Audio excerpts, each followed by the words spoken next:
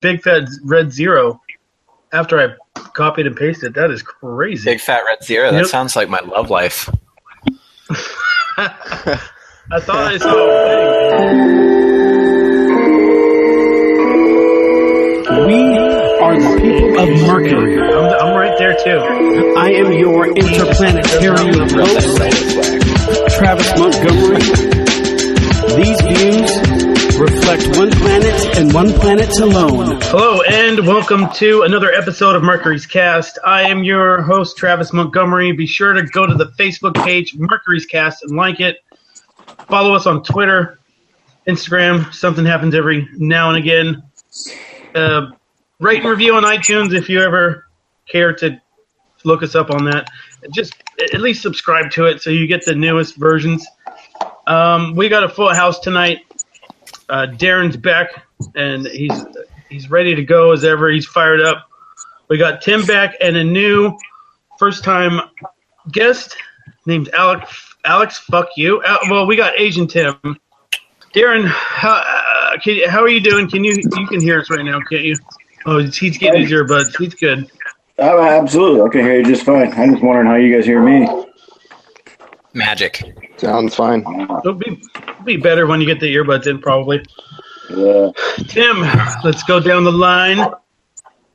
I didn't release the podcast that we did during election night, but that was a crazy night, right? Yeah, that was an epic night. That was a long night. It was a long one. I didn't want to feel like going through and editing 5 hours of what the fuck.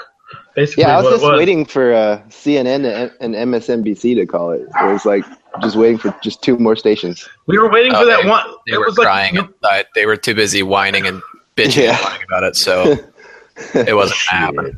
We were waiting for like Nebraska. Wasn't it like Nebraska or Michigan? I know Pennsylvania was a big. It was uncalled in Pennsylvania for a long time, and Pennsylvania is really what sealed the deal. F you. That was a bittersweet feeling. Since he's on the mic now, Alex. Hi, Alex. I mean, I'm doing all right now, but I'd be nicer if I could get schwiggity wasted. Well, that is your choice if you want to, my friend. Go right ahead. Talking politics, religion, and what's the other one that you're not supposed to talk about at bars? Gay people? Sex? I don't know. Politics, religion, and yeah, there is a third one. Beef jerky. Nah, beef jerky's great bar talk. Dallas Cowboys. So good. There we go. I knew it was the Dallas Cowboys. So, yeah, I always find that the words really get through the minutia of day-to-day life when you get wasted and talk about religion, politics, and the Dallas Cowboys. So, Alex, give us a little, whatever you would like to share about your background in politics or whatever might be relevant for a podcast like this, even if you have an idea of what even might be. I'm probably the world's best spoken high school dropout. People like to pull that one up on me, so I like to make it clear from the start. Politically, it's really hard for me to say. I'm not necessarily biased one way or another. I'm an anarchist, so I just kind of calls it how I sees it in that regard. Science is kind of a calling for me. Debate has always been a huge bit. I'm a not very outspoken atheist because technically speaking, I do have a religion. It's just Pastafarianism, flying spaghetti monster, all that jazz. Ordained minister, no less. But at the end of the day, I'm more of a fact-based guy. So things like this tickle my fancy because it's interesting to get people with a lot of different beliefs together. And instead of crying for a safe space, some shit like that, I'd rather just really, go head to head and have a battle of the minds of sorts. Have a party, shall we? Indubitably. I should clarify. I'm an anarcho-capitalist, so technically speaking, I do fall in the right side of that spectrum. Just a bit of a disclaimer for all the lefties out there who are hoping I'm a communist. Fuck So that. when you lose a nickel and didn't make the dime, you go out and throw a trash can through a window? Nah, that's actually really, really opposed to anarcho-capitalism. We're all about property rights. So rioters right now are kind of a... Well, actually, I think that's scheduled later in the program. But let's stop there. I'll weigh in on the riots later. We're going through the intros, and then now we're going to go on the tech talk. The riots are definitely going to come up. It all ties into what's been going on in the last week. And I know it's been sporadic, but now I want to hit these things out every week. So, and every week we're going to have some kind of tech talk, some kind of technology, how science possibly is affecting our everyday world, maybe possibly making it easier. Or if Ryan was here, he'd probably be, you fucking whatever. Ryan went through some shit. I talked with him on the phone, and he went through some shit. I wonder if he's going to want to share what he shared with me on the phone, or else he would be here tonight. And then probably there would be no room for air if he was here with me, you, and Darin. I don't know how that's going to go. Anyways, Tech Talk is gonna happen, and tonight's Tech Talk we are going to visit the scenario when we find out that an asteroid is at an immediate impact, and usually these things are always given on a percentage-based scale. There's not going to ever be a 100%. I mean, it probably could be unless it was going to strike right in the middle of the Earth. It's always on a percentage-based scale. So if they said a good chance that an asteroid was heading towards Earth, and then now, us as a human species, a human race, now we're faced with this problem. What are we going to do about it? There's a couple of ways that we can do about it. Some people think that we can actually blast off and then land on a rocket, which has been done before, right, Alex? We've landed on an asteroid before. We've landed on one. I honestly don't know enough about. I mean, if you consider the moon an asteroid, I don't. No. Have we really landed on an asteroid? I think Bruce. We've landed a rocket. We've landed a rocket on an asteroid. I believe that was Bruce Willis, bro. No. Well, I mean, most we recently have in the asteroid belt are really small. We did, and it's. I forget who it was. It wasn't us. I think it was. I think he's talking about China or the Russians. They landed something on an asteroid. They landed something on it. So that's one way. Goddamn Russians. We blow up a bomb, and we blow up a bomb. I'm just kidding. We blow up a bomb. Oh shit. Oh shit. Oh man. Alex presented something while I was talking with him about it earlier about some kind of laser.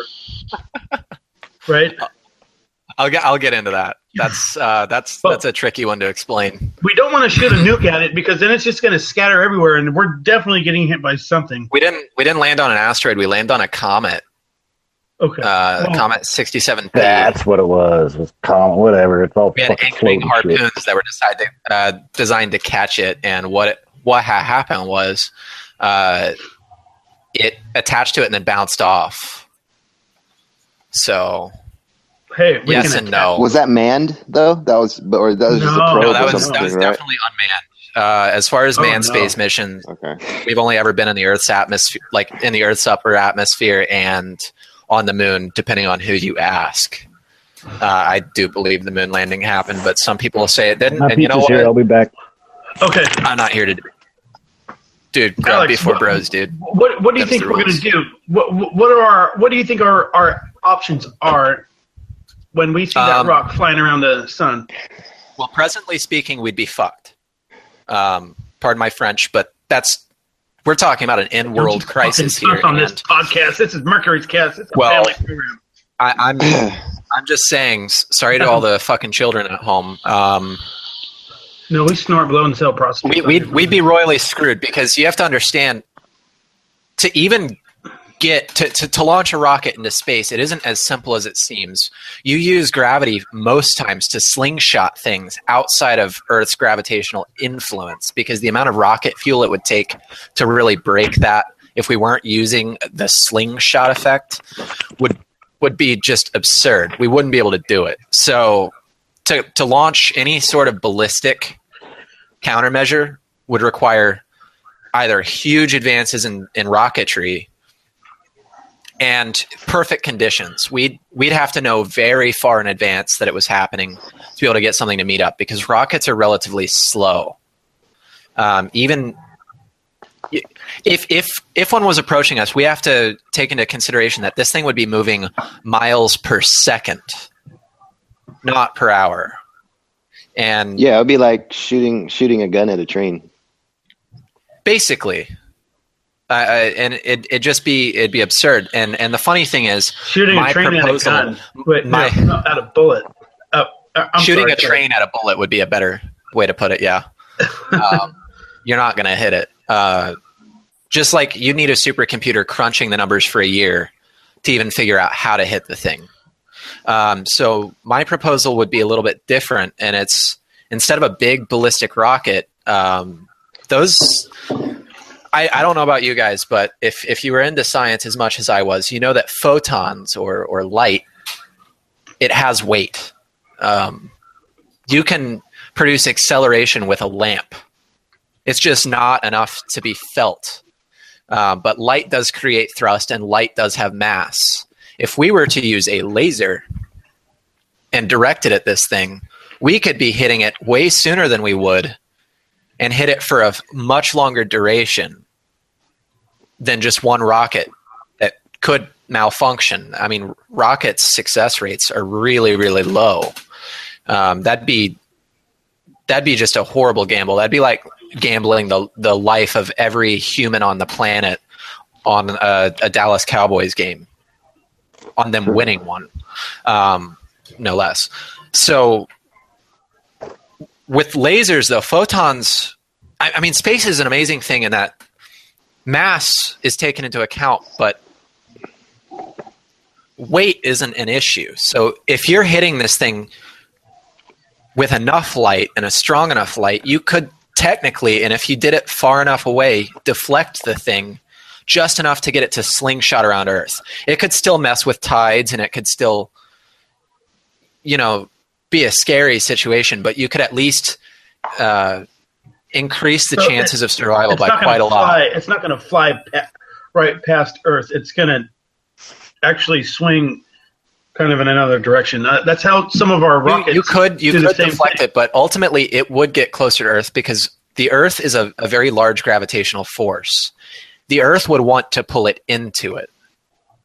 And if it got close enough, we could be, potentially it could throw off our orbit enough to doom us anyways, even if it doesn't impact us, if it's a big enough asteroid. But the likelihood of that is small, and the idea that a 1 kilometer wide asteroid could decimate humanity, that's not a big asteroid.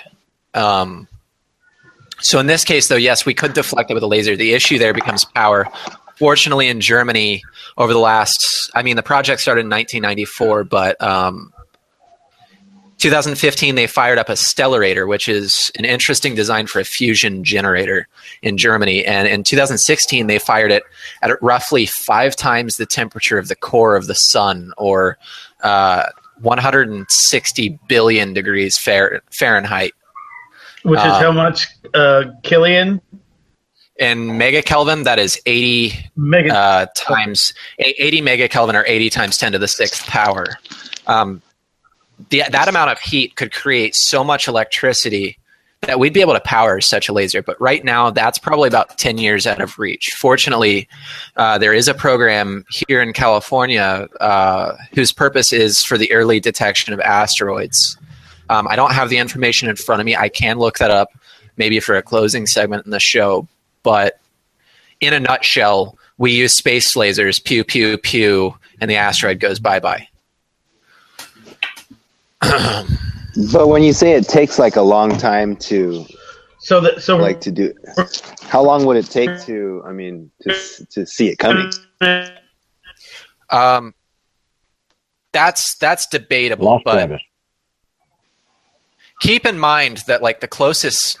Keep in mind, time is relative and light does take time to travel. By the time light from our sun hits us, it's already minutes old. The sun could have exploded 6 minutes ago, and we wouldn't know until it hits us. So as far as early detection on asteroids, we rely on how fast light travels and how fast radiation travels, et cetera, to know where it's at. Odds are, with current technology, we could potentially detect an asteroid long before it entered our solar system, and it would take years to get to us. So as far as early detection, even if we didn't know it was coming at us until it got to say it got to Jupiter. We see Jupiter pretty easily. It'd still be years before it could hit us. It would have to be traveling very, very fast to do that. And if it were traveling that fast, the particles in space would break apart anyways. It doesn't have an atmosphere. We're protected by space particles, by our atmosphere. An asteroid wouldn't be. And one of the things that prohibits us from being in space for a long period of time is the microparticulate in space. You're speaking all kinds of fucking Chinese to me. It's great. Well, I'll put it in layman's terms for you.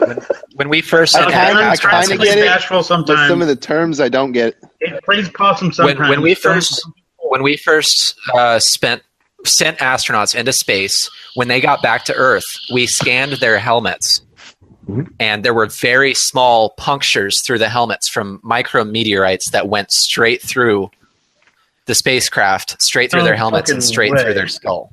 Yeah, I've read. These are atom-sized meteorites that are piercing it. Yeah. Wow.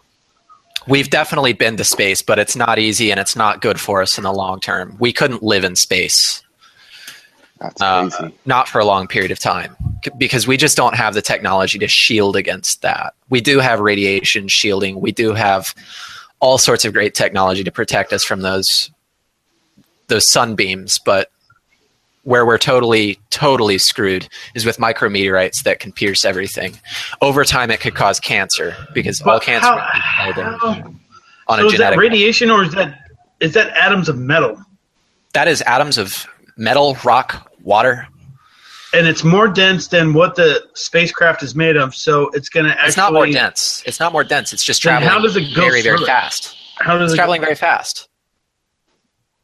If I shot very fast at a wall of steel, it's not going to go water is less dense than you. But if I shoot water at 1,000 miles per hour at a steel ball, just a single drop of water, not even a drop, a single atom of water, if I shoot it at 1,000 miles per hour through a steel ball, it's going to shatter that steel ball, or it'll go straight through it, as though it's nothing. Because what I'm talking about I'm talking about punctures on an atomic level. It is literally weaving its way through the structure of these things. I get it. These are so small. Water. It's like that movie with Paul Rudd. It's like, are you familiar with reverse osmosis water filters? Yeah. That's a semi-permeable membrane. It is basically like a mesh filter, but so small that water particles are small enough to get through, but other particles are too big to get through. It's like a sieve. Well, what I'm talking about we're talking about very small particles of metal traveling very fast to a point in which it doesn't matter how light they are. It's still going to puncture through, but it's so small that you can't even see where it's punctured through. And the damage done isn't like, oh shit, I just got hit in the head with a space rock. It's more like you get back and suddenly you've got brain cancer, because this thing was so small that it destroyed the DNA in your cells, causing them to reproduce. Or what if it wiped out like a certain memory or something? Is that possible? Memories are not cellular. They are just a sequence of neurons firing. Well, what if it broke, like it was small enough to break one of those sequences? If it broke, it'd need to break a lot of synapses to do that, because the brain can actually choose different neural pathways and still retain memory.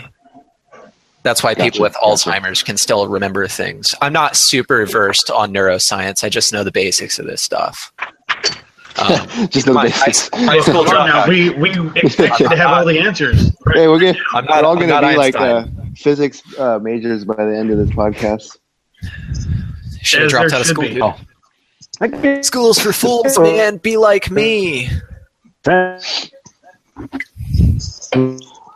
ain't got no student debt though. Darin, you're breaking up. Breaking up a little bit. Yeah. I'm working on it. Oh, you got it, man. It's a nice cancer stick. Oh yeah. And how do you know that what you're using does not cause cancer? There's no guarantee, and it probably does. Everything causes cancer nowadays, right? It doesn't cause it chemically. Causes it through damage. Go on. The biggest cancer agent in cigarettes is the oxidizing effects of nicotine and the thousands of other carcinogens within it. The biggest cancerous effect of cigarettes is the heat. You're inhaling smoke at 400 degrees. You're damaging the cells in your lungs. And when cells are damaged, they regrow. Scar tissue is the tissue most likely on your body to regrow. But is that you can't say that because people smoke weed all the time and not. And weed causes cancer. I hear the same thing about gluten. No, it does not. Gluten. If you're gluten intolerant, it can cause cancer in that it irritates the bowel linings. But most people aren't gluten intolerant. You're saying weed causes cancer? I'm just saying everything these days causes cancer. Let me reword weed for you. Weed cannot cause cancer. Smoking it can. Eating it will do nothing to you. But if you smoke anything, if you're inhaling hot smoke, hey, get in the house. You're gonna get lung cancer. It's just gonna fucking happen. No, because as I was saying,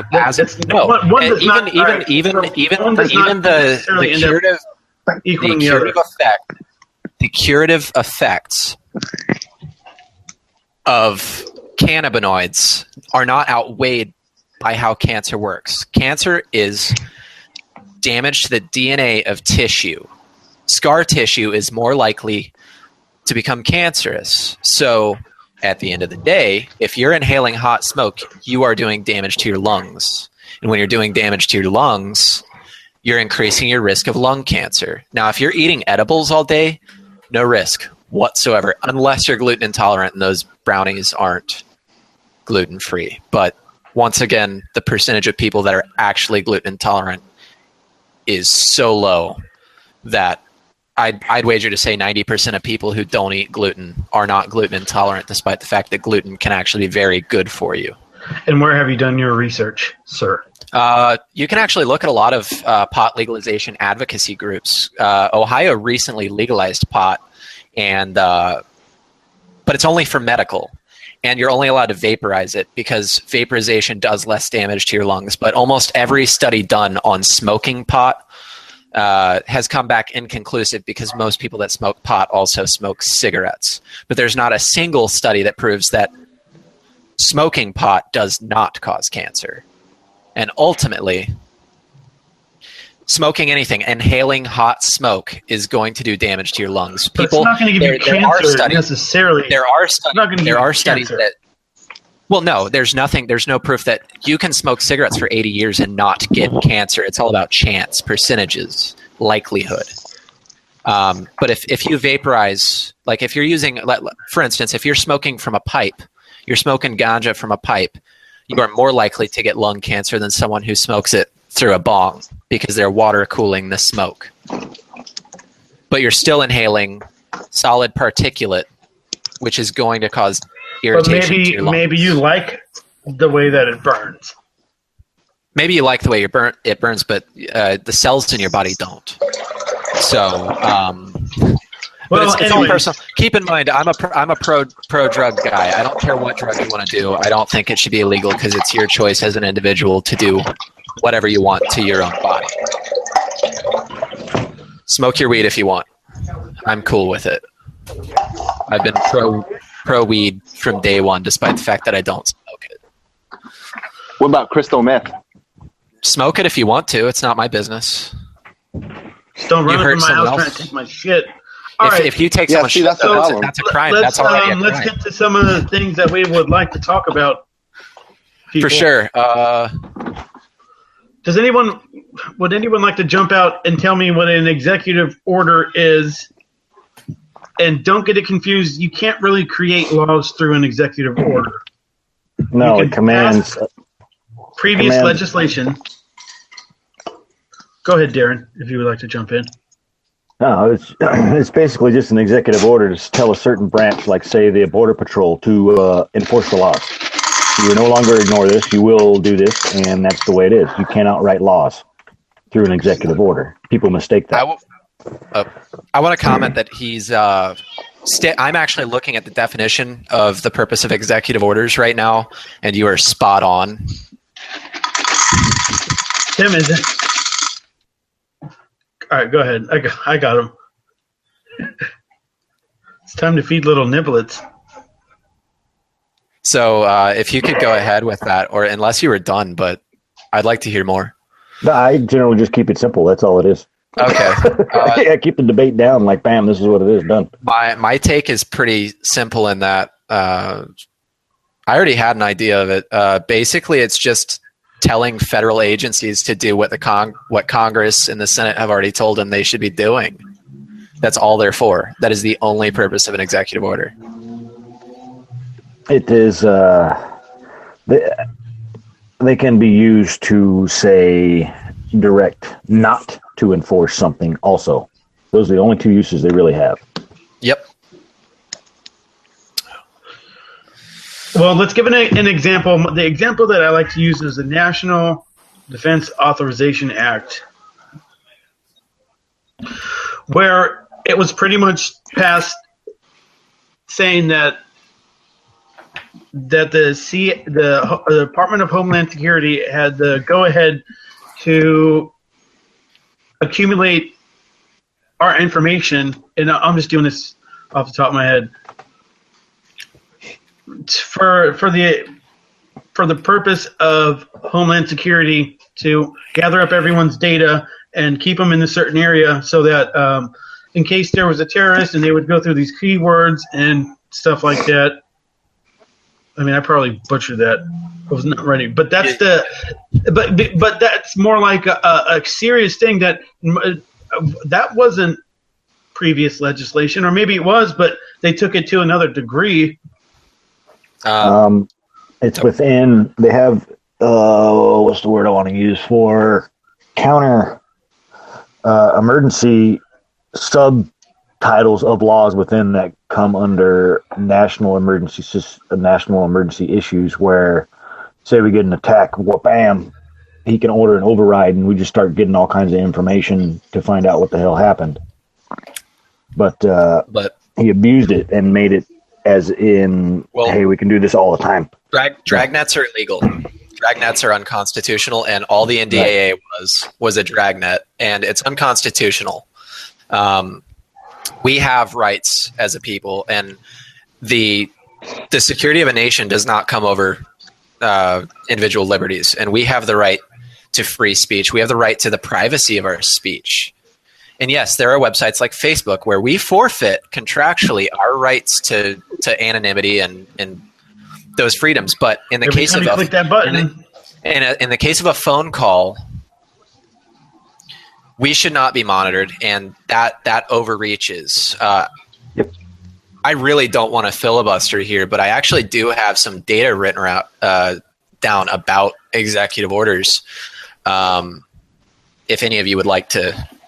Basically current gripes and past gripes about the present state of executive orders and their use. So for anyone that is not familiar, Trump took office and immediately, like he says, when I'm president, I'm going to do this, I'm going to do that, I'm going to do that. And now what he is doing is using these executive orders to get through his what he's trying to do, pretty much. He's pushing his agenda through executive orders as opposed to letting them get through predominantly Republican Senate and House.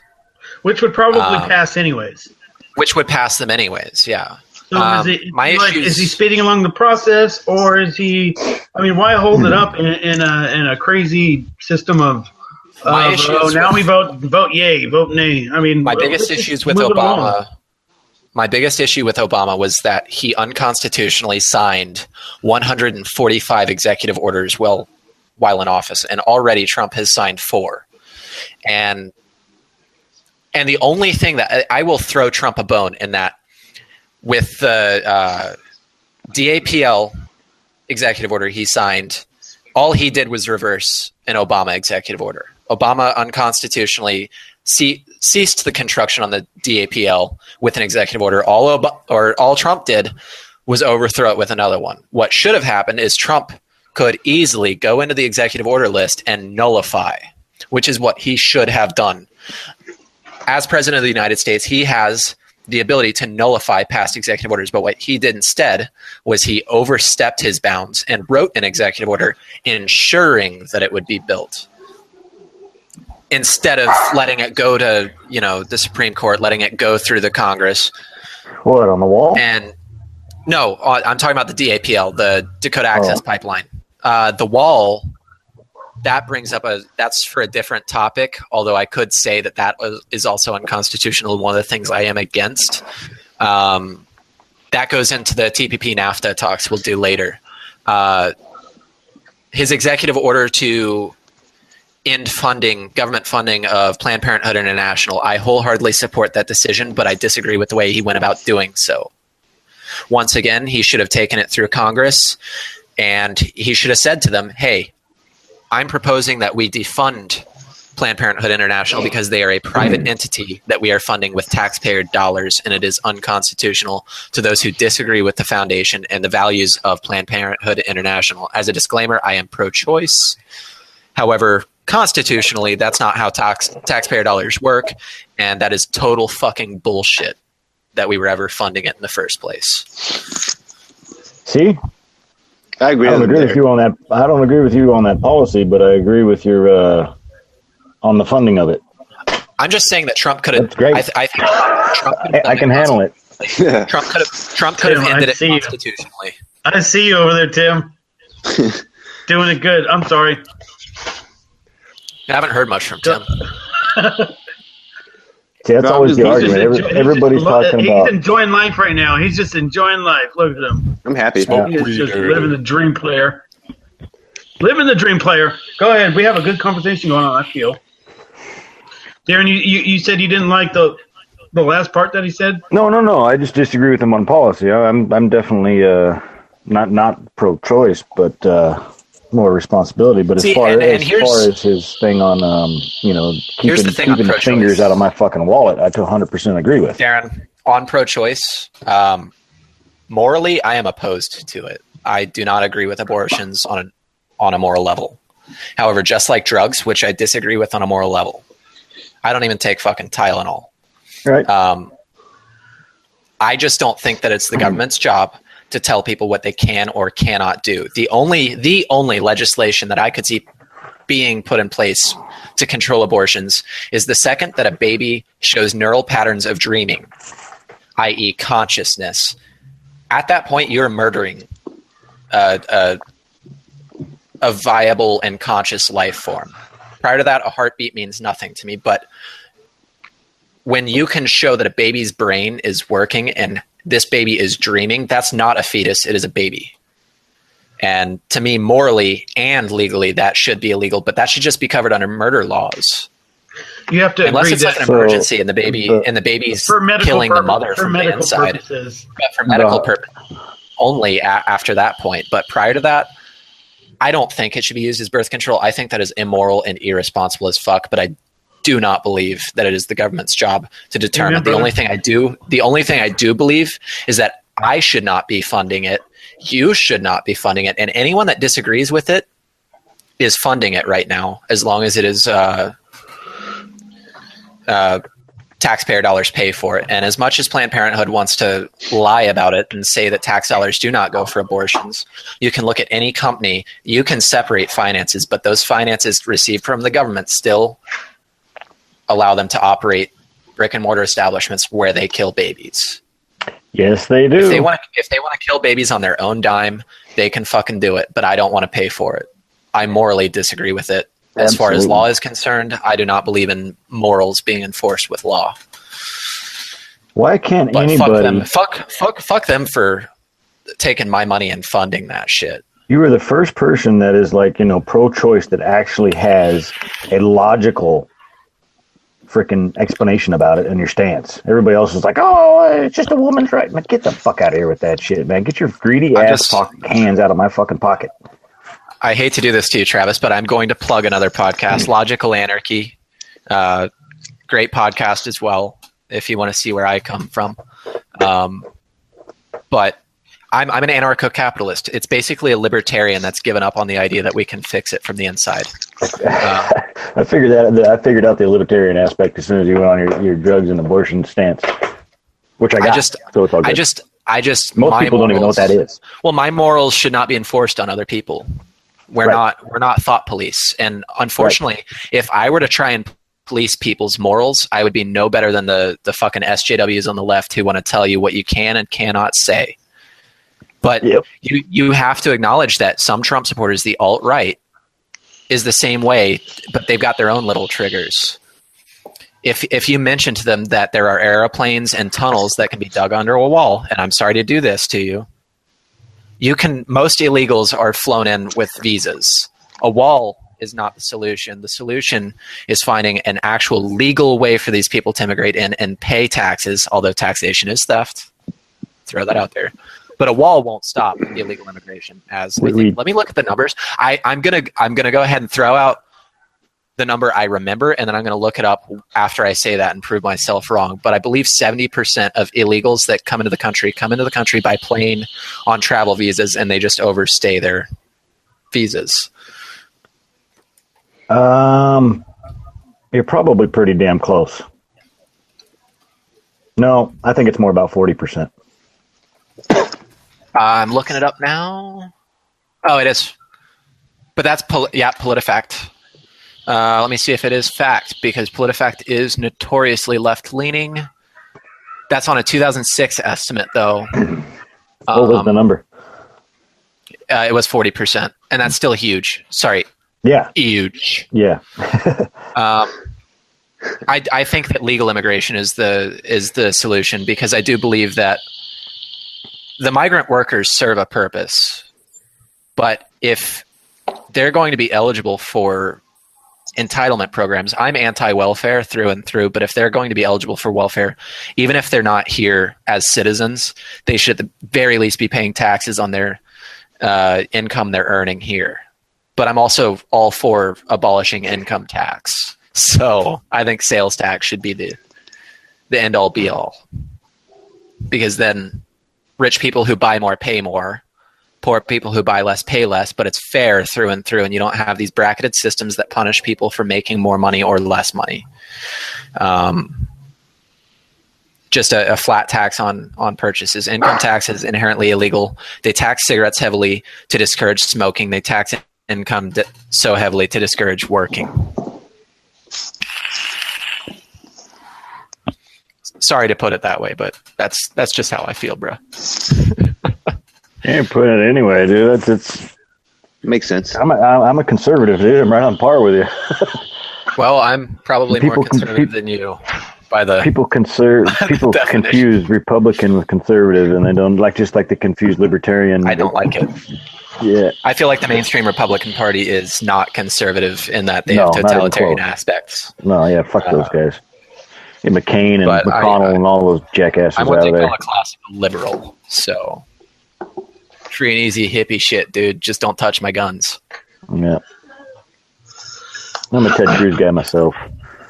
I was more of if I had to go in the Republican Party, I was definitely a Rand Paul guy, but there was no fucking way I was voting for Gary Johnson. I was all for the El Gringo. That guy's not even a libertarian. He's a fake libertarian. I was for the Loco Gringo, John McAfee. Huh. I actually have McAfee installed. I've got McAfee installed I've got his software installed. Now it's owned by Intel, but he's a smart businessman. Smarter than Trump, if you ask me. He got fucked. Just crazy. Didn't he? He got fucked pretty good. My other presidential choice was definitely Vermin Supreme. because I do believe zombie-powered energy is the way of the future, and dental hygiene is important, and free ponies. All right, let's move this on to Trump signing. I don't know. Was this an executive order pulling out of NAFTA and the TPP? That's not an executive order. That is a proposal. Unexecutive. He's feeling the water. He hasn't officially said anything on the TPP and NAFTA. What he's saying is that he wants to renegotiate and potentially back out. Yeah. But then, how do you feel about that, Alex? How do you feel about it? I mean, it's goofy to me because I feel like he's going in the right direction by wanting. He hasn't said much about NAFTA, but he's saying about getting out of TPP, and I'm all for it because I believe in a free market. But then he goes and reverses it by saying he wants to put a tariff on Mexico, which, I mean, that sounds good in theory, but if you know anything about economics, that just means Americans are going to pay more for shit, and it's going to trickle down to us. He's using a tariff to make Mexico pay for the wall, but the only people who are really paying that tariff are Americans. So at the end of the day, Americans are paying for that wall. Some of us who don't support that wall, and much like abortion, people should not be forced to pay for shit they don't support. And American people are going to pay for it because the tariff is an aggressive government action that infringes on free trade rights, and ultimately it hurts consumers and American entrepreneurs. There are better ways to go. Won't this help American small businesses? No, it'll hurt them because most American small businesses rely on getting affordable and quality stock. And when I say stock, I don't mean stock market. I mean their inventory needs to be affordable, and it needs to be reliable, and it needs to be of high quality. Well, the thing is, trade agreements like TPP and NAFTA hurt American businesses, and a Mexico tariff would too, because there are some things they do better in other countries, and produce is something that Mexico does phenomenally well. Plastics and stuff like that. Just little small parts for your micro electronics or your dinosaur head for your little toddler and toy. And you're going to see a lot of American manufacturers go out of business because the components for their manufacturing are no longer going to be affordable. And they're either going to have to pass the cost on to the consumer, or they're going to have to close down shop or minimize labor force. In this case, you're talking about small businesses.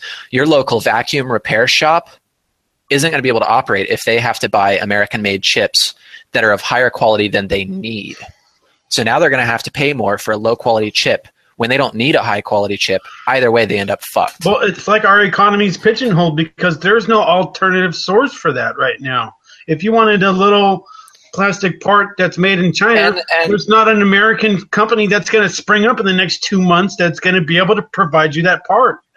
No fucking way. Because here in California, minimum wage is $10 or $11 now, and those are going to be the people who are smart enough to work in these chip manufacturing plants. Whereas if you can get cheap labor in China to do it, fucking do it. And then bring them over here so we can assemble the components and put together high quality electronics. But the reason you see China dominating the economy on electronics right now is because of egregious tax rates. You want to fix everything, you drop the corporate tax, as Trump is proposing to do, to reasonable levels. Those of Bernie's supporters pointed a lot to socialist countries. Oh, their economy is so much better. We need to charge our corporations taxes like them. Well, smoking crack. In those countries, the tax rate's lower than America. Our corporate tax rate's close to 50% in some industries. And in places like Iceland, the corporate tax is 25%. And that's a socialist country. Charges corporations less to operate than here in America, the supposed home of capitalism. And they don't have near the regulations. No, we are more socialist than outspoken socialist nations, and we've got less of the benefits. And it's sad, but ultimately you want to fix the issues with China, you take a different approach. Trump is looking at the short game. You need to look at the long game. The long game is you make it more conducive for corporations to come to America and open up business and be successful in America. And you don't have to worry about discouraging people from buying foreign products, because they won't. You want to support your neighbor. The average American wants to buy a tool that says America. And you're not gonna see that as long as our tools cost an arm and a fucking leg, because we put tariffs on other countries that produce our microchips that we put in them. Before the cast, I talked about DeWalt tools. Microchips are made in America too. Tools. I've worked in plants that make microchips. The really nice ones, the ones that you don't need for a vacuum cleaner. You don't need an American-made microcontroller for a vacuum. Well, there are. I'm sorry about using the vacuum. Even the aerospace programs, they make a lot of those microchips here themselves. Well, I said to you though, DeWalt is proudly assembled in America. The parts are from China, but then you can import a nice German fine grinder, FEIN, and that thing is going to just. Was that a play on words, or is that the name of the company? Let's get this. It is the name of the company. It's FEIN. You can bring in a fine grinder, open those things up side to side to a Makita, and see that the Makita compared to that fine is a piece of shit. And that's a foreign-made tool compared to an American-made tool. You can't get the same quality at the same price in America because our labor costs too much. And it sucks that that's the way it's got to be, because our labor costs are so high because we've inflated our dollars so much. The minimum wage is just don't have the templates.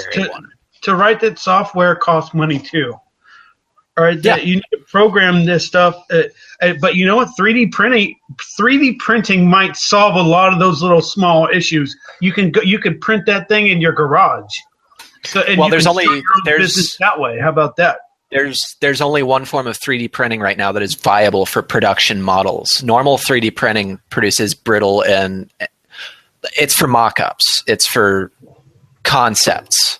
There's one 3D printer right now being pioneered that prints the object within a pool of the resin, but it's a heavily guarded formula, if you will, and you're not going to see it on a large scale. It's fast, but it's very, very expensive, and you're not going to see many investors on that until that technology is able to compete on an open market. You can buy a 3D printer. But it's not going to be good for making parts. It's going to be good for designing parts, and you can build a gun with the 3D printer. Yeah, and a gun that falls apart after one shot. Whereas with this 3D printer technology I'm talking about right now, you could produce a gun that would fire 10, 20 rounds through it and not have a crack. It's just a a 3D printer designed for production models, not for concepting, although it can concept. Okay, we definitely birdwalked off of NAFTA. Yeah, we most certainly did. But to get back to that, though, if you really want to fix that shit, you don't put things like TPP in place and create these hierarchical societies that dictate what Americans do with their money, with their earnings, which really just it leads to a consolidation of power high up in government, as opposed to we, the consumers, who get to vote with our dollar. If you want to see how a product deserves to succeed in the market, you let it be up to us, the consumer, to choose what to buy.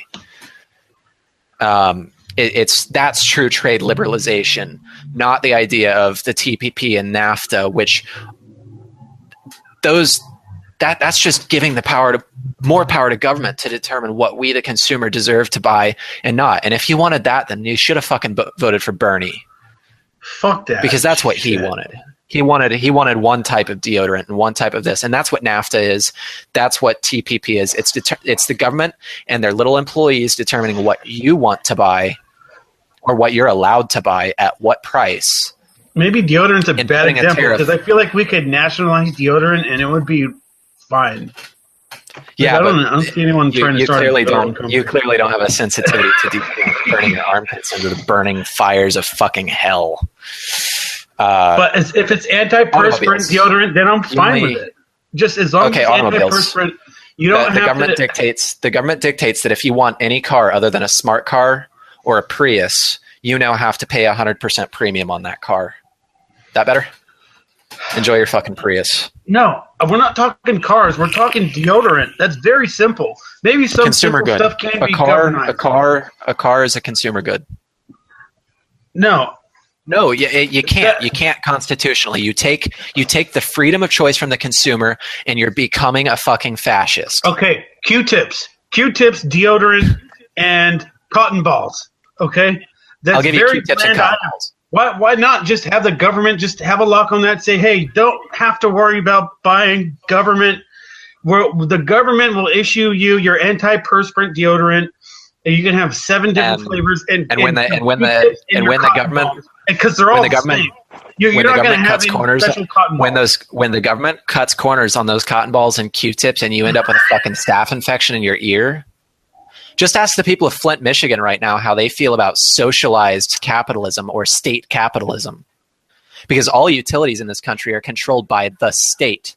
They're state-mandated monopolies. Here in California, we're lucky with Edison, but in Nevada with Edison, you can't install solar panels on your roof without taking a hefty fine for installing solar panels on your roof. That's and in Flint, Michigan, the state-controlled water companies decided, fuck it, we're going to cut corners and not put in new pipes. Whereas any private company would realize, holy shit, if I don't provide a quality service, people are going to be pissed and stop buying from me. But instead, we've got state monopolies that force you to buy their utilities. If you decide that you want to collect rainwater in America, you're a criminal. If you decide you want to produce your own electricity, you're a criminal because you're no longer stuck using the state-provided monopolies. And that's what you're suggesting doing with Q-tips and cotton balls. And I'm sorry, I don't want to fucking swab my ear or my wounds with a cotton ball that could have fucking MRSA or some shit on it.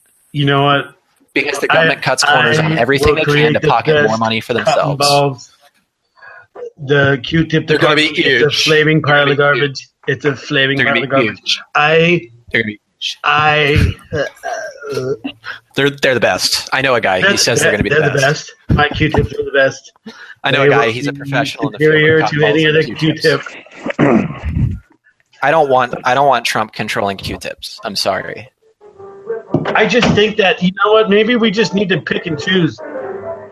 Somebody, if you're going to try and start a Q-tip company, then maybe you're in the wrong fucking business.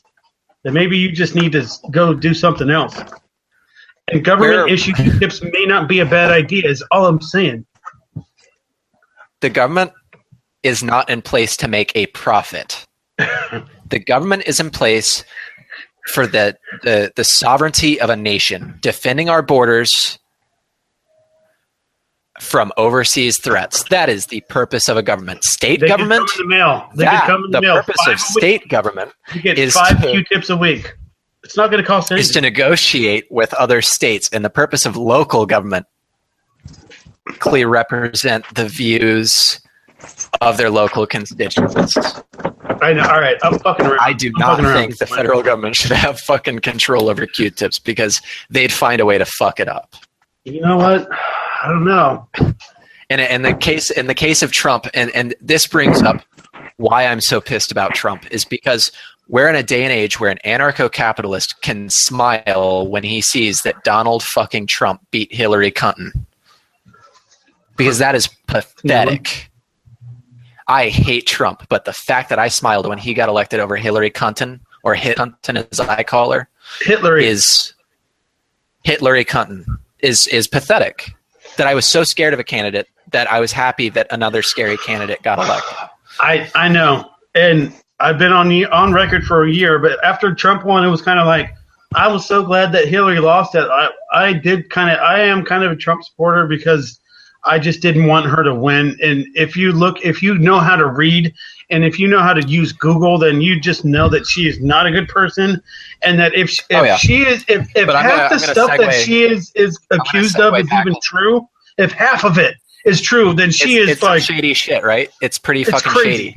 It's super crazy. So to segue back into executive orders, Donald Trump signed an executive order preventing the EPA from releasing things to us, the Americans, without oversight. So they're not allowed to tell us what's going on unless it's been approved by Trump auditors. Oh, that's some pretty fucking shady shit. I didn't hear anything about that. I just heard he basically crushed the EPA. No, I mean, the EPA is a fucking over-bloated government program, but the fact that they're no longer allowed to communicate with the media or use social media to update us on the status of our planet is torn on it. But I think it is a very, very shady thing to do. I don't know. To limit their executive order, unconstitutional executive order preventing which freedom one of. is it? There's so many right now. We should have had a punch list or something. I should have actually looked at the executive order numbers before I came on. I've never even got wind of that one. Yeah, the EPA. I haven't heard shit about the EPA in a while, since Obama. No, I haven't heard anything about them not being able to release things to the public. They can't now. So their science is going to go on behind closed doors, and they're going to make policy behind closed doors, and the American public's not going to know. I'm getting this. I'm going to go ahead and go from I'm going from a right-leaning news organization. I'm going to go from Forbes here, which means it's probably more towards the center. It's centrist, but leaning right. The Trump administration has instituted a media blackout at the Environmental Protection Agency and barred staff from awarding any new contracts or grants, part of broader communication clampdown within the executive branch. The prohibitions came to light Tuesday as the agency moved to delay implementation of at least 30 environmental rules finalized in the closing months of President Barack Obama's term, a potential first step in seeking to kill the regulations. Here's the deal. I'm all for him saying, stay out of it. But the media blackout is where I take issue. I'm fine. Read that first sentence again. Okay. The Trump administration has instituted a media blackout at the Environmental Protection Agency and barred staff from awarding any new contracts or grants, part of a broader communications clampdown within the executive branch. So he basically just froze it until they get in there and figure out what the fuck's going on. He didn't freeze the EPA so much as he froze new grants. But my issue is that he froze media communication. I'm all right with him freezing the grants. See, it's all about positive. It's pros and cons with me, and I don't like to just weigh them and determine whether there's an overall good or bad. I see bad in that, and I see good in it, and I'm going to point out the good, and I'm definitely going to point out the bad. The bad is he's abusing his power as president to silence one of his own agencies, eliminating transparency. And mind you, Obama wanted to be the most transparent administration, my ass. That's what their claim was. He's eliminating transparency in government whilst simultaneously preventing government overreach in a way. He's preventing some government overreach through government overreach, but also prohibiting communication with we, the voters, which is unconstitutional. So it's a mixed match of good and bad. But overall, I'm going to say the bad outweighs the good in this situation because we as Americans are being determined too stupid to hear what's going on at the EPA. And I feel like that's dangerous when you start blinding your voters.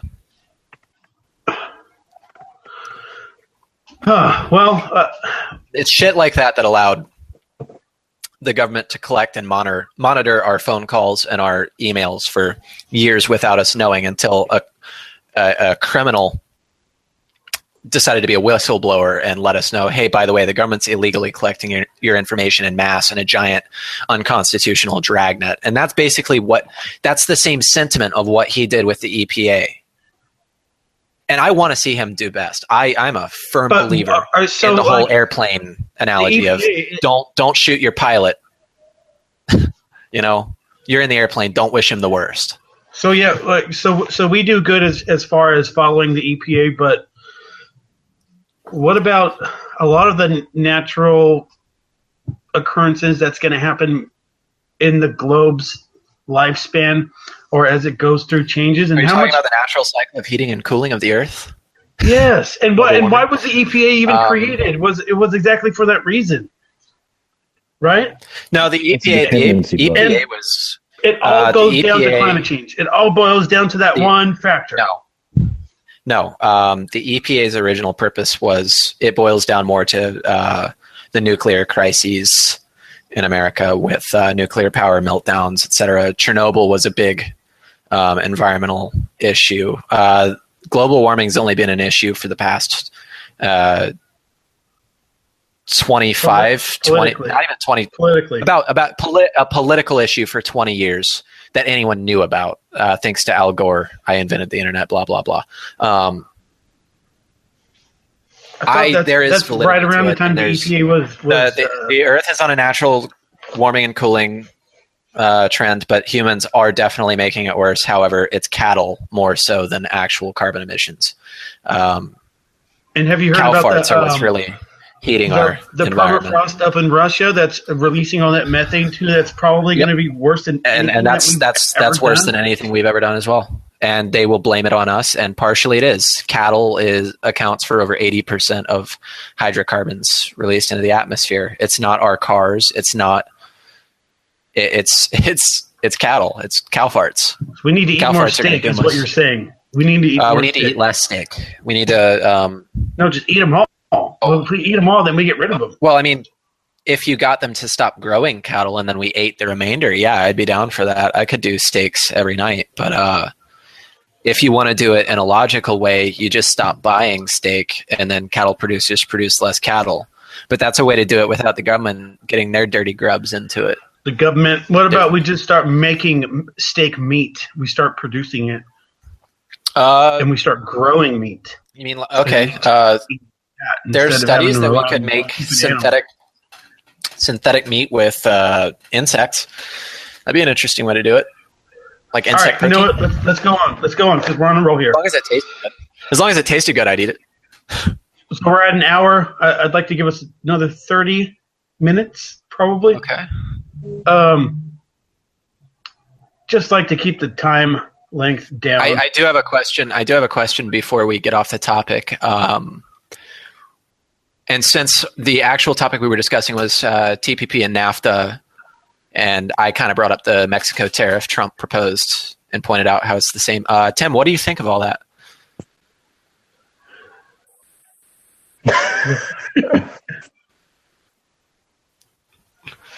Oh, shit. I have him muted.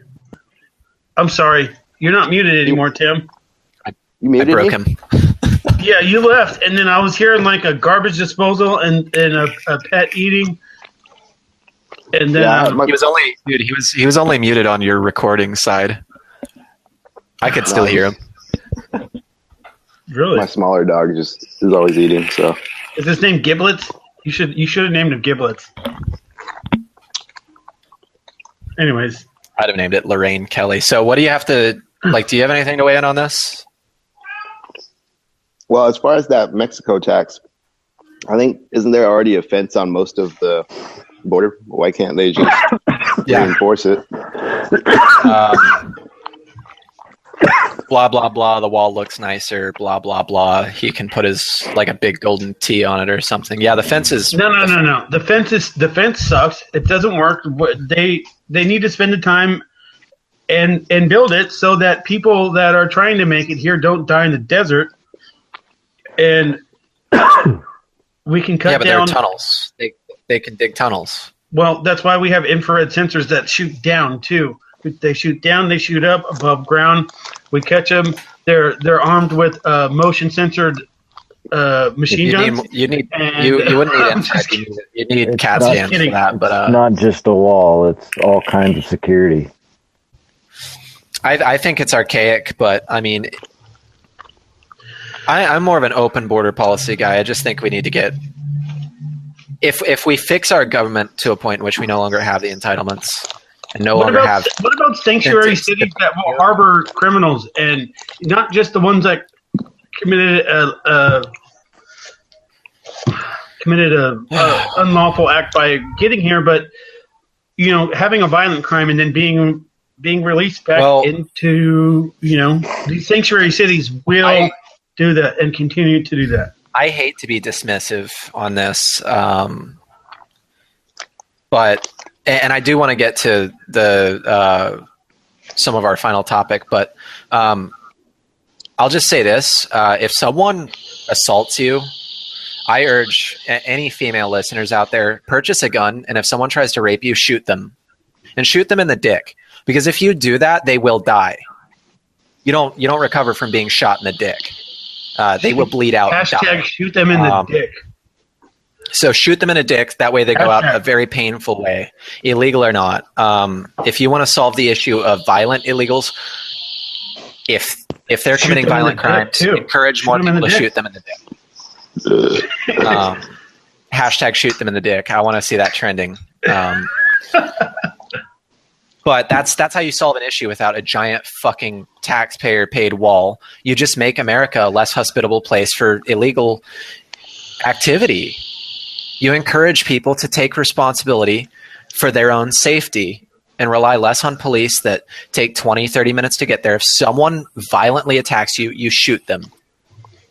True. If someone tries to rob you, you hold them at gunpoint until the police can get there 20 minutes later. But ultimately, your protection is up to you. It is your responsibility. No wall is going to stop that. People will still fly in and will still dig under. You really want to be safe in America? You go back to the Wild West where gun crime was at an all-time low. But it's not going to come from taxpayers' money. There's plenty of money that is designated. It's not going to come from tax dollars. Stupid. It's not going to come from tax dollars. It's going to come from tariffs. You don't think they can find $15 billion in the budget? That's the estimated cost. What is their budget? $15 billion that is. Where does the government make money? What? Where does the government make money? I'm just saying you can relocate the taxpayers' money from programs that are not doing shit for anyone to build the damn wall. I hate to break this to you, Travis. You own the government.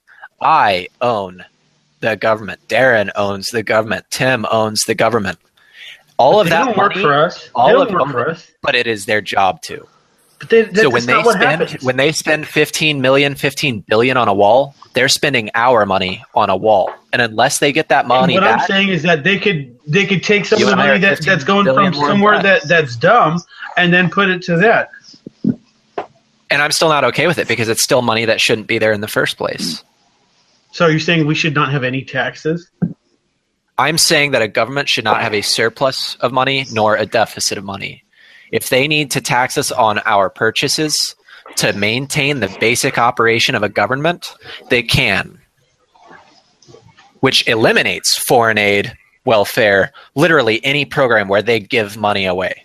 All that accounts for is maintaining the money to maintain a military, not what we have now where 50% of our budget is for military and it's wasted through R&D departments that waste money and extend contracts. Instead, no, maintain a standing army that is intimidating enough to keep people from fucking attacking us.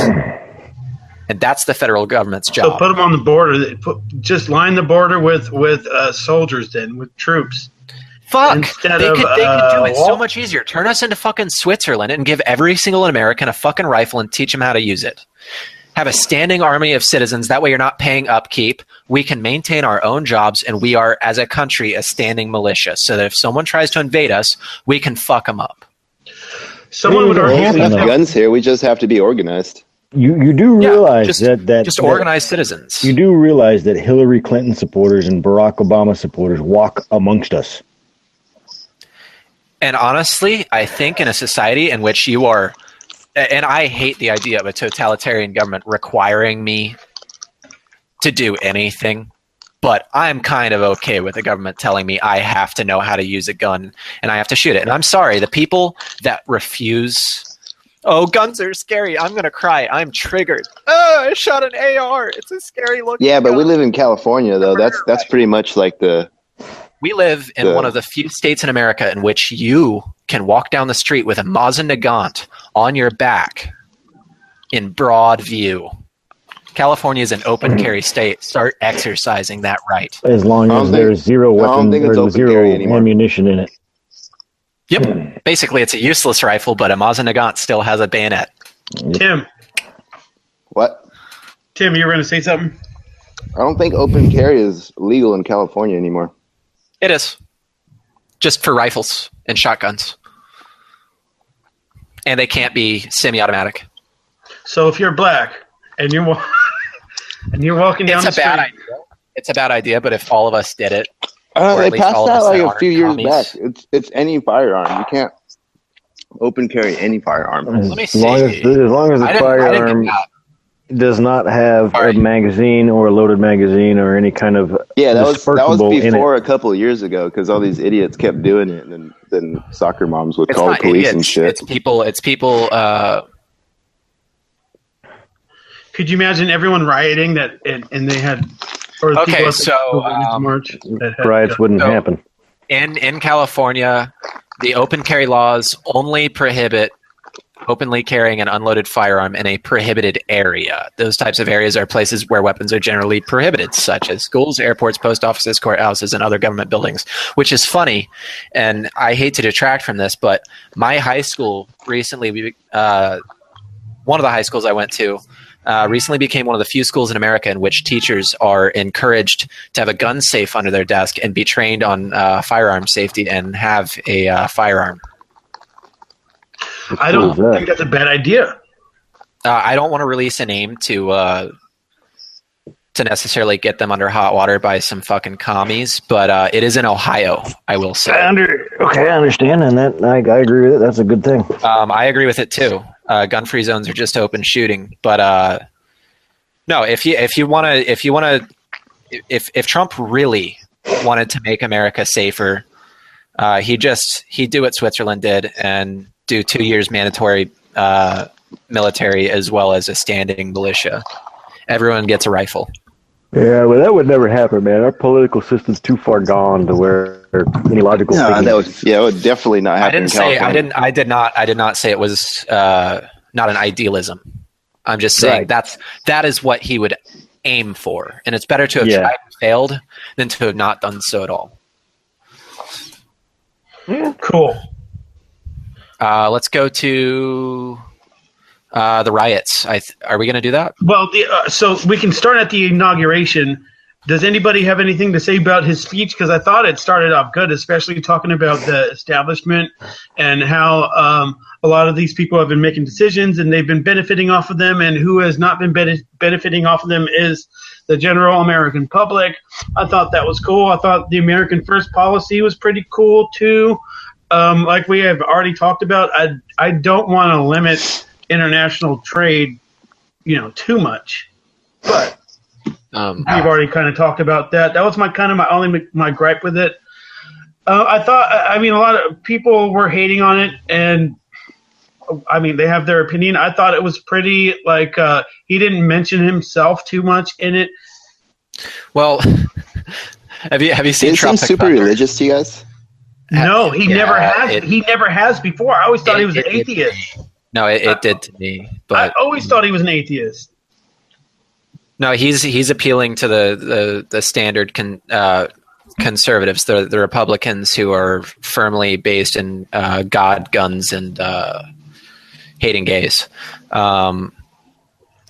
Which is odd because during his campaign he actually set some records. He was the first presidential candidate to have an openly gay person speak during one of his rallies.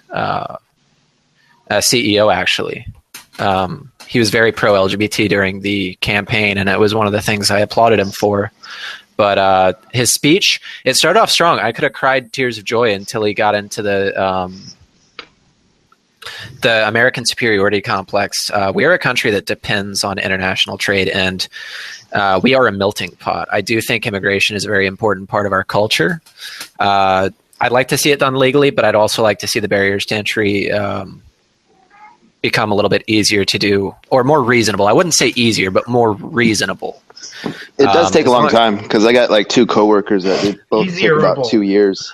I just think that there would be less, and to be more reasonable, like the waiting period to become a citizen is too long, and it ends up costing the taxpayers more dollars to have people following these people for so many years. If you speak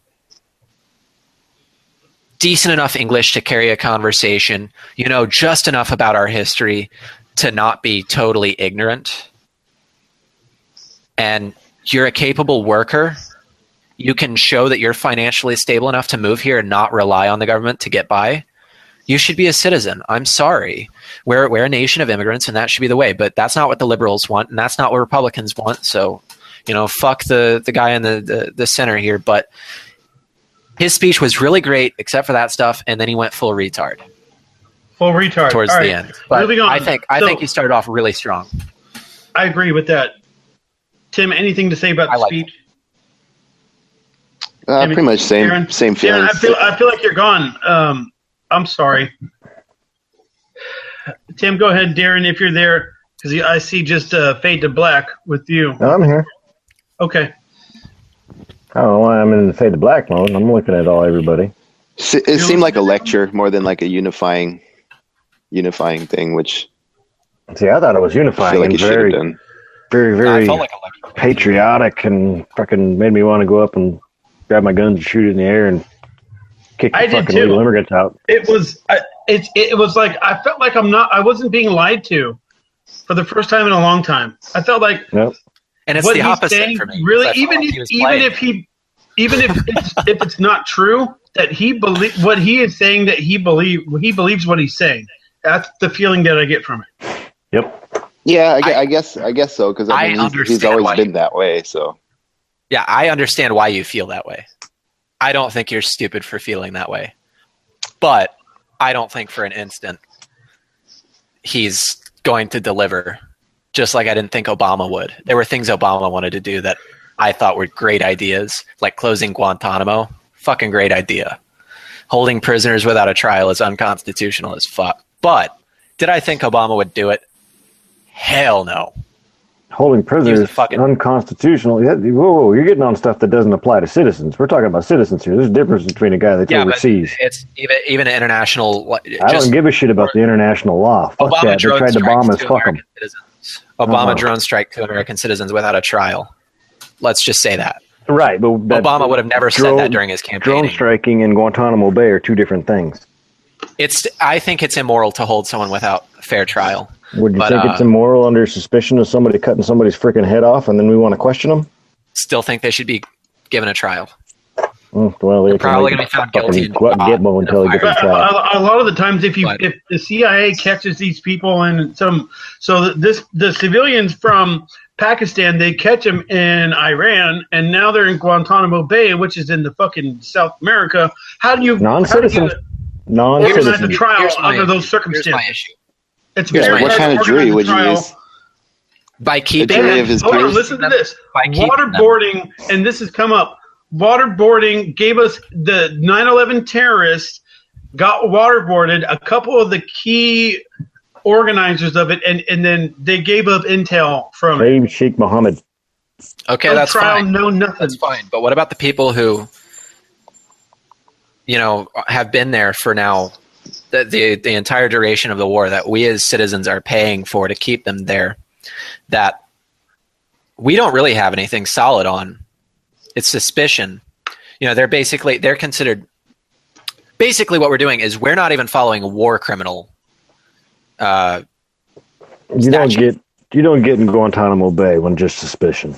Well, what I'm saying is, at the very least, they should put these people back where they're from, or just kill them. Nah, you can't just kill people. Oh no, but think about it this way: they've already made it. Well, they could. They just don't have to tell us. No. Think about this: if any of them get out, whether or not they were guilty, they're gonna get payback. Oh yeah. So you might as well just fucking off them.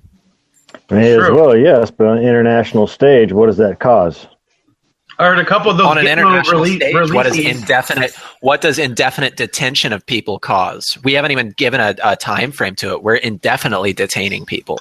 Yes. And that's just as bad. I mean, George Bush is wanted by the International Crimes Court. Barack Obama is wanted by the International Crimes Court. I mean... Yeah, they want everybody that disagrees with them. I'm just saying, but Trump is not yet... Trump is yet to fuck up, and if he really wants to do something, he can transfer those people from Gitmo to at least a cheaper to operate facility. Nah, I don't want them anywhere cheaper to operate facilities on this turf. They can stay right there in frickin' Cuba. Well, I'll gladly pay the extra dime. Then kill them. Okay, look, guys, I have to ask a question right now. Those dudes are dangerous. Go for it. Are we gonna go 10 minutes, or are we gonna go another hour? I gotta go, so I'm going 10 minutes. You guys keep going. I don't care. I'm good to go. I gotta get going however too. Long. You gotta get going. Yep. Can we cover the riots in the Women's March really quick? In 10 minutes? In 10 minutes? I think so. Funny. I'm just going to basically, for my monologue, I'm just going to make fun of rioters beating up trash cans and make fun of feminists who are supposedly pioneering on women's rights when really all they're doing is bitching about entitlements. So, I mean... It was a joke. But I thought it was funny that there was no arrest at the Women's March, and Madonna could say something that somebody, even a white male or a male... A terroristic threat? In a turban. Could you imagine if a guy in a turban was standing on a stage and said that I'm going to blow up the White House? Can you imagine if anyone that's not famous said that? Yeah, that was terrible. I don't believe anybody else other than a woman saying that would have been tackled off the stage. Yep. I don't believe people should be arrested for saying things. However, and this is a huge however, liberals like to push the idea that if you say the wrong thing, you should have your job taken from you. And if you say the wrong thing, the thought police should come in and censor you because you're not politically correct. So in that case, I say fucking lock her up. Yep. Hold her to her own standards, not my standards. My standards, I say, you know what? You want to fucking say that shit? Go for it. It's just words. You make an attempt, that's different. Actions and words are very different. But since your ideologies and your beliefs say that if someone says something you disagree with, they deserve to be punished as though they've committed a crime, fuck you. Go to prison. I'll hold you to your standards because then I'm not a hypocrite. Yeah, the hypocrisy amongst that crowd is is anyone just like fucking laughing though that these rioters, I think like 20 of them were arrested and are now being charged with felonies, like 20 years or so. I think 200 of them are being charged with felonies with up to 20 years in prison for property destruction. And the funny thing is, what they destroyed were Starbucks windows. Starbucks supported the Hillary campaign. Donated money to the foundation. I can't remember what bank it was. To the foundation? But that bank donated to the Clinton Foundation. I think it was Bank of America. Yeah, it was Bank of America. Yeah, I think it was red and blue. Pretty sure that was And then they were burning trash cans, which are publicly funded, so socialist trash cans. They were burning and destroying publicly owned property. So basically they were destroying socialist like if I had to choose an icon for socialism, it's a city trash can. I mean, they were fighting because I think amongst each socialism other is too. trash, and it is, and it's fucking hilarious. Or them punching people because if you disagree with me, I'm gonna beat the shit out of you. But love trumps hate, and love is a pair of brass knuckles to the skull. And then getting to the Women's March, they're bitching about I can't get my birth control. First of all, your employer and your taxpayer should not be paying for your fucking birth control. I don't care if it's for acne. I don't care if it's for anything. They bring up a valid point. No, I don't think insurance should cover Cialis or Viagra or Rogaine. But that doesn't mean I think that it should cover fucking birth control. You're right. If you want birth control, deregulate it. Make it to where you can buy it over the fucking counter. You do that, now you got companies competing to make it cheaper. It's called the free market. It's amazing how that works. You can buy this all over the counter. Pretty sure you can. But and that's my point is you're taxing feminine hygiene products but not razors. But men get razors. I'd like to see where these fucking tax-free razors are because holy shit. My razors are fucking expensive. That's why I'm considering. Yeah, Dollar Shave Club. That. We'll bring I got those Gillette 360 all the way back around to Dollar Shave Club. BS. So okay, and you know what? They've got a valid point on abortion, but I've already covered that. So, but even then, that's not a right. At least not right now. It's not a right. Constitutional rights, men and women. So let me say this, Alex. I want to end this one because I like to keep each episode at around a certain time. We can do another one tonight if you want.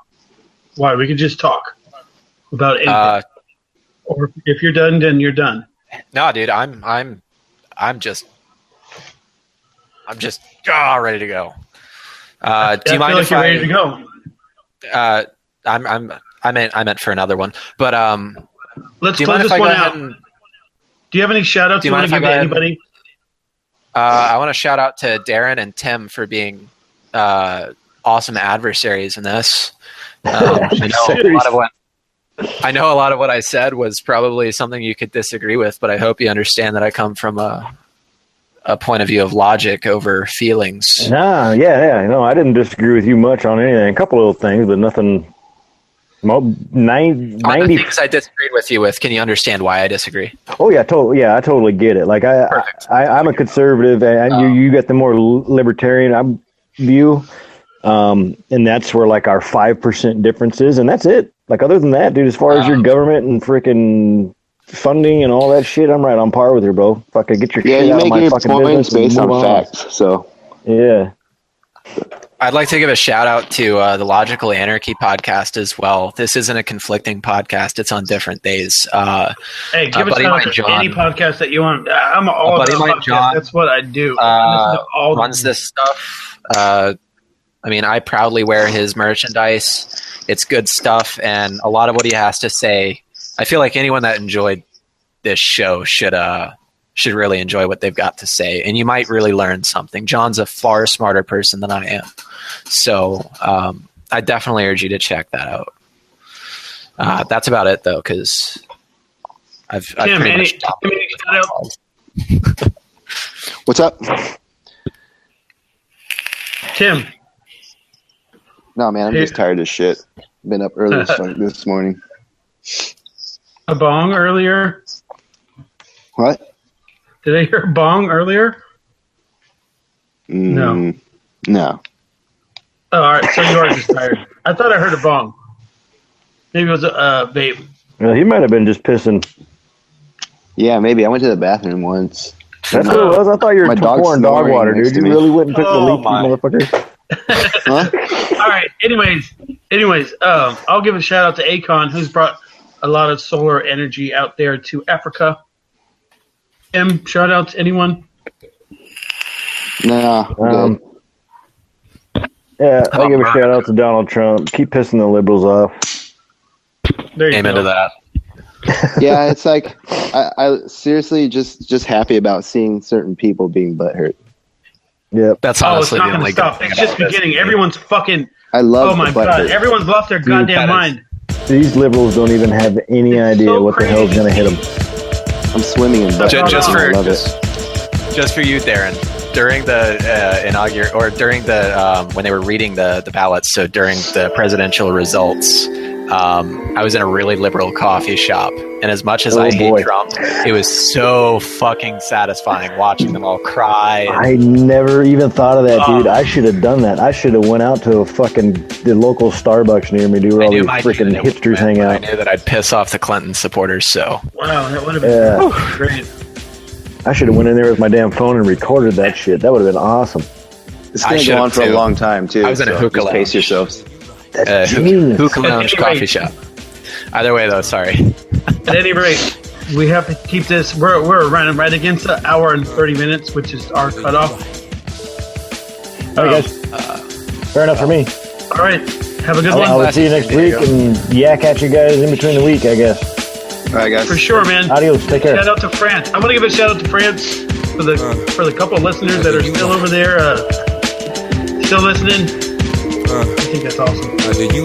For everyone else, step your game up. It's been Mercury's Cast.